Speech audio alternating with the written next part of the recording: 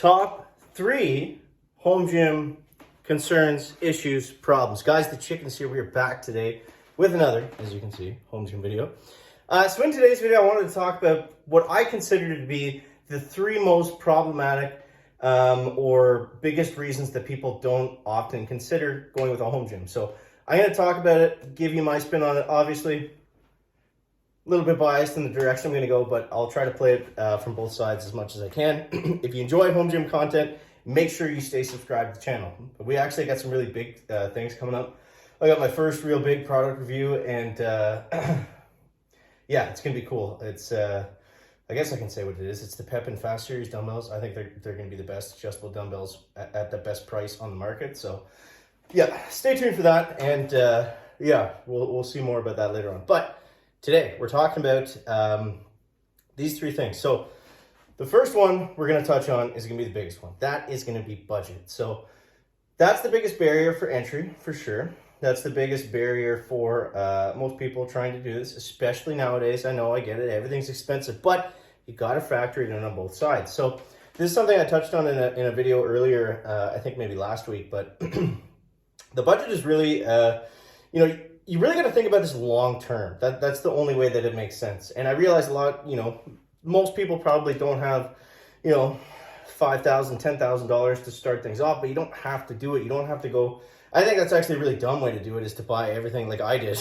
Just buy everything kind of all at once. There's some pieces I added here and there, but for the most part, the gym was purchased before I even had the stuff. This was back in the day when COVID and shipping times were insane. They're still bad, but they were insane when it first started. So you got to think about it in the long term, right? In terms of budget. So if we're looking at this in, I'm somebody that's going to work out. I'm always going to have a gym membership. Working out is just part of my life. It's like brushing my teeth.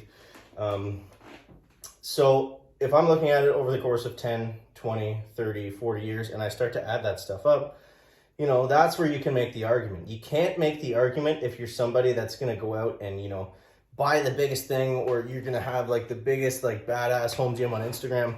No, you're probably not going to break even. You're probably going to spend a lot more money. Yes, it's an investment in yourself, and, it's good in terms of health and in that aspect, but hard to make the case for it if that's what your plan is going to be. I mean, you want to do it, obviously, do whatever you want, but yeah, so if we look at it over, several decades, then yes, we can actually make that investment back versus driving to the gym, car maintenance, gas, especially gas right now. Those things really add up. So for me, for example, I was spending probably close to 2 hours extra a week in driving just to go to my gym. It's a little bit far away. It's further away from work. I got a long commute to work, so I don't want to be in that car 1 second longer than I have to. The second is you got to value your time. Obviously, you're going to save time having a home gym. You can do that with either doing things that you enjoy or doing other things that make you money, whatever that is. You got to factor in your time, because time is it's your most valuable asset. That's what they say, right? So yeah, so you got to factor those things in. And yeah, like in terms of budget, also you don't have to do it like the way I did, or some people do, where you buy everything at the start. You can just get a couple simple cheap things. I have this barbell over here from Synergy Fit. I'll have an affiliate link in the description if you guys want to check it out. But this bar is awesome, and it was $200. This bar was over $1,000. Yeah, it's really nice, but is it better than that one? I mean, it's a preference thing. Like, I use this one for bench, and I use this one for squats, and that's a difference of $1,000. So, you tell me what makes sense and what doesn't. But there's ways to do these things for cheap. But some of, when we get watching, I feel like those of us in like that kind of find ourselves in the home gym community, you're watching the guys like Coop and whoever else, and they're always talking about, like, this is nice, but this is better. Most of the times the this is better option is really unnecessary for the most part. And you can get in a fantastic workout, and halfway through your workout, you're so slogged from doing squats, you don't care what kind of knurling is on the bar at that point. You don't care what the finish is. If you're me, the groove sleeves will still bother you, but that's another story. But yeah, I mean, you can get by without very much, especially at the start when it's just exciting to, start your home gym and be working out by yourself and that kind of thing. And honestly, that's the best way to do it is just get a bar, squat stand, some, you know, if you have some plates. Plates are the expensive thing now because you can't get them cheap on Craigslist or Marketplace or Kijiji or whatever you use anymore. That's going to be your biggest expense, I think, depending on how much weight you lift, obviously. But yeah, if you can try it out, see if you like it, see if it's for you, build on it and go from there. That's my advice. So second thing is going to be the space, the footprint. You know, if you don't have a garage, if you don't have a basement, then you're really limited in the types of equipment you can get. If you're in a condo or something or an apartment, then I mean, yeah, you might only have like a 10 square foot area to build your gym, which is definitely doable. As long as you can fit a barbell in there and you can stand up in the room, you know, there's a lot you can do, but you know, you gotta, is that really gonna be something that you wanna do long term?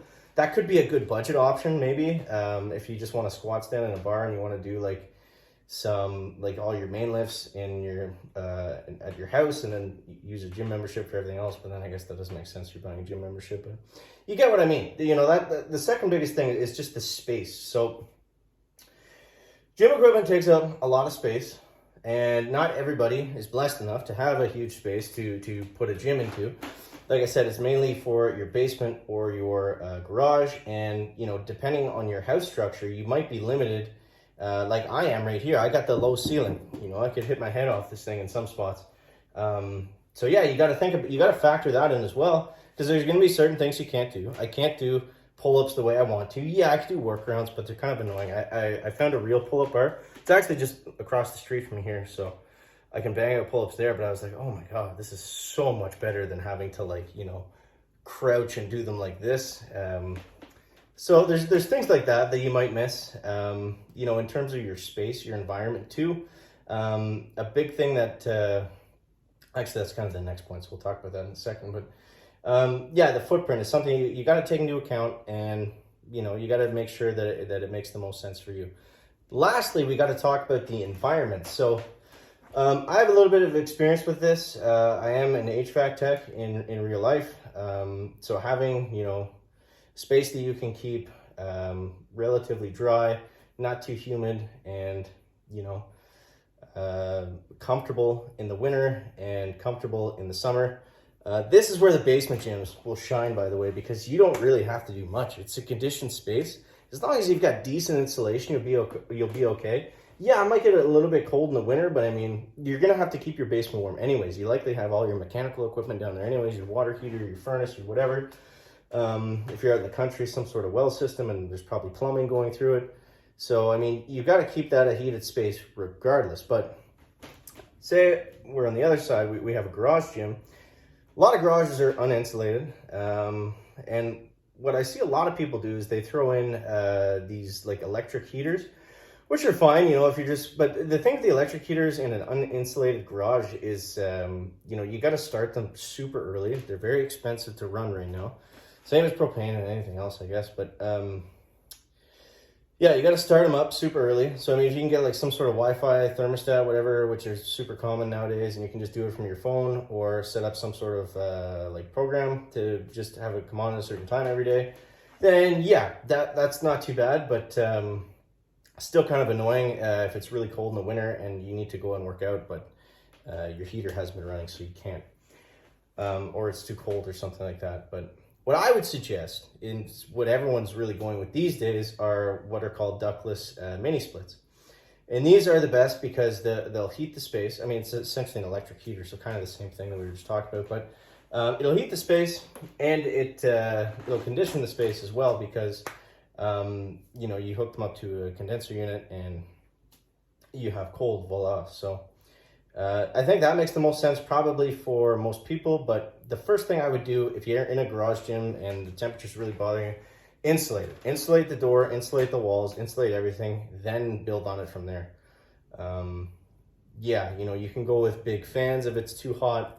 And sure, those will work, but I don't know. I've got a fan in here. I never use it because I'm always at the temperature that I like. So just for me, that doesn't really make sense. And I find in a home gym, it's a little bit smaller. So having a great big fan is kind of annoying. It's like you walk by, your face goes like this, your hat goes flying off.